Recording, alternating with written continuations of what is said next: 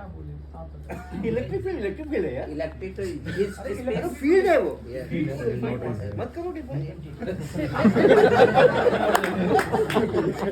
जो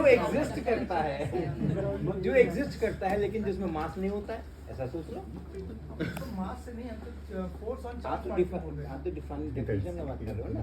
हाँ force on charge, वो तो मेरा हथियार है। फोर्स ऑन चार्ज पार्टिकल कौन लगाता है? फोर्स। नाउ अगर आप कहते हो electric field is a region of space, तो स्पेस की कोई जगह है फोर्स लगाती है क्या? वेयर भी तो लगा रहे हैं उसके बाद हम। हाँ, क्या वेयर? क्या where a charge particle experiences. हाँ ठीक है। तो वो अंत में वेयर लगाने के बाद आप क्या कह रहे हो? This 1 metre cube is electric field. नहीं, मैं ये नहीं बोल रहा। रीजन को कैसे मेरा बोलोगे? सेंटेंस में तो कॉमा भी नहीं लग रहा है। मैं तो ये बोल रहा हूँ कि electric field is a region where a charge particle. Okay ठीक, मान ले सुनो, हमने 2 कैपेसिटर ले लिए। कैपेसिटर के 2 प्लेट्स ले लिए, उसके बीच की जो जगह है वहाँ चार्ज ले आएंगे तो फोर्स लगेगा ना? नहीं लगेगा। लगेगा। अभी चार्ज हम बोलते कि चार्ज किया आपने, अभी सर यही कहते हैं।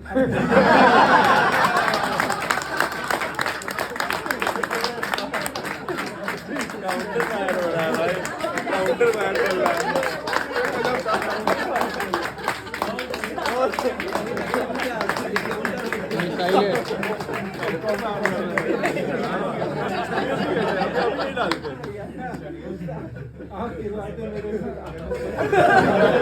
लेकिन मैं कोचिंग नहीं पढ़ाता।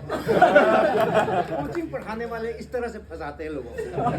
हम ऐसे नहीं फंसाते, हम शब्दों के माया जाल में नहीं फंसाते, हम स्पिरिट्स की बात करते हैं। कैपेसिटर है, चार्ज कैपेसिटर,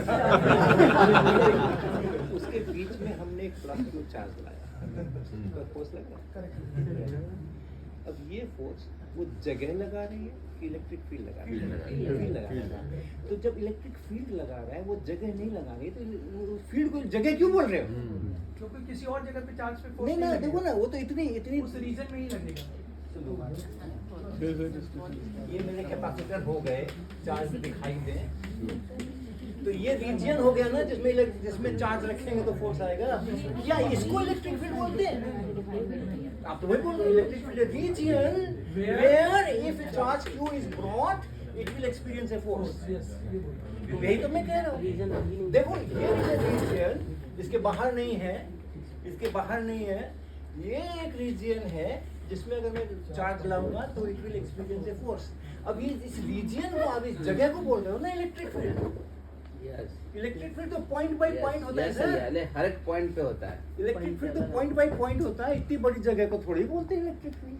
बोल सकते हैं इस रीजन में फील्ड है, बाकी फील्ड रीजन है। क्या हम ये कह सकते हैं कि यहाँ पर चीजों को डिफाइन रीजन करने में का फील्ड है, रीजन में फील्ड है। That is okay. रीजन में फील्ड है, दैट इज ओके। क्या हम ये कह सकते हैं यहाँ पे डिफाइन करने का जो हमारा फ्रेम ऑफ रेफरेंस है वो अलग है। आप फील्ड की तरह देख रहे हैं कि उसने वो काम किया, उसने फोर्स लगाया, वो इम्पोर्टेंट है। उन्होंने ये कहा कि इसने किस दायरे में फोर्स लगाया वो इम्पोर्टेंट है, उसके बाहर इसका अस्तित्व नहीं है। हमने वहां पर उसको वो एडजेक्टिव यूज करके रीजन में यहाँ तक लग रहा है, इसी को डिफाइन करो, ये बन गया हमारा फील्ड। और उसको डिफरेंशिएट करने के लिए फिर हमने एक और टर्म कॉइन कर दी, इलेक्ट्रिक फील्ड इंटेंसिटी। कितना लगेगा वो इंटेंसिटी में ले जाओ, और जिस दायरे में लग रहा है उसको फील्ड तक ले जाओ। जिसको जो सूट करे वो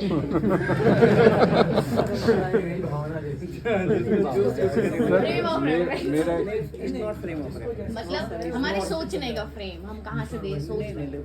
क्या है ना, कम्युनिकेशन में बड़ी दिक्कत होती है। एक बार आप इलेक्ट्रिक फील्ड क्या होता है, एक जगह का आयतन, इतना बड़ा आयतन है ये, इसको हम बोलते हैं इलेक्ट्रिक फील्ड, जगह को बोलते हैं। अगर आप जगह को बोलोगे तो फिर वो मीटर क्यूब में ना पाएगा, वो मीटर क्यूब में ना पाएगा, वो न्यूटन पर कूलम में नहीं ना पाएगा। और आप भविष्य में इलेक्ट्रिक फील्ड के नाम के ऊपर न्यूटन पर कूलम लिखने वाले हो, तो ये सब समस्याएं नहीं आए हैं। इसके लिए शुरू से ही हम इसने बच्ची दैट इज व्हाट क्या होना चाहिए सर। प्रज्ञा जी ने क्या बोला? सोचो वो इंगेजमेंट होना चाहिए ना, वो इंगेजमेंट। मैं क्यों बताऊं, आप सोचो जरा।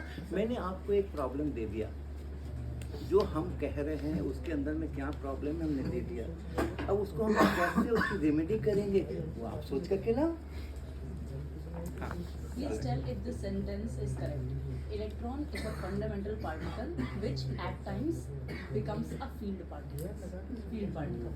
Behaves like a field particle. इसलिए कह रही हूँ क्योंकि sometimes it behaves like a wave. Wave होने से क्या दिक्कत है?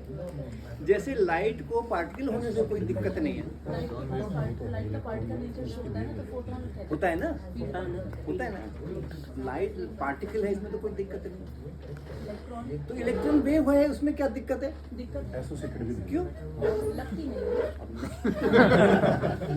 Electron associated with not a define करने के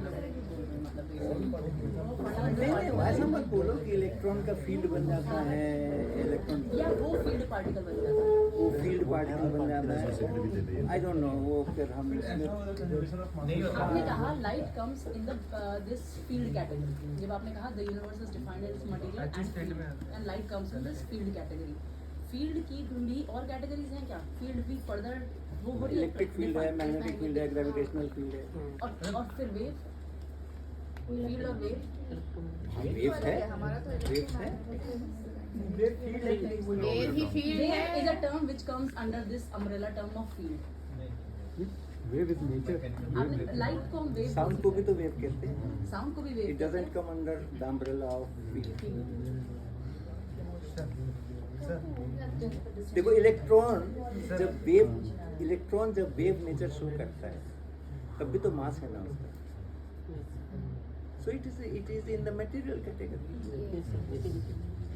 एक सिंपल वर्किंग रूल, अब वो टेक्निकल डेफिनेशन में मत जाओ कि आपने ये शब्द क्यों बोला और वो शब्द, समझने के लिए मैं एक सिंपल सा वर्किंग रूल कह रहा हूँ आपसे। मास है तो पार्टिकल तो particle, material right, higher Material. Material, और मास नहीं है तो फिर इसका मतलब एनर्जी विदाउट मास पॉसिबल नहीं है। क्यों? क्यों? आप बोले फील्ड में एनर्जी होती है। फील्ड में एनर्जी है, तो अभी बोले कि तो हम बोल सकते थे ना कि मास एंड एनर्जी से बना हुआ है पूरा यूनिवर्स। उससे क्या है ना, उसमें आप मास और एनर्जी को एकदम सेपरेट कर रहे हैं। एक मास अलग होता है, एनर्जी अलग होती है। लेकिन ये मास खुद ही एनर्जी लेके चलता है ना, उससे तो एनर्जी आप अटक कर सकते हो बिना फील्ड को लाए हुए। सर मैटर वेव्स में भी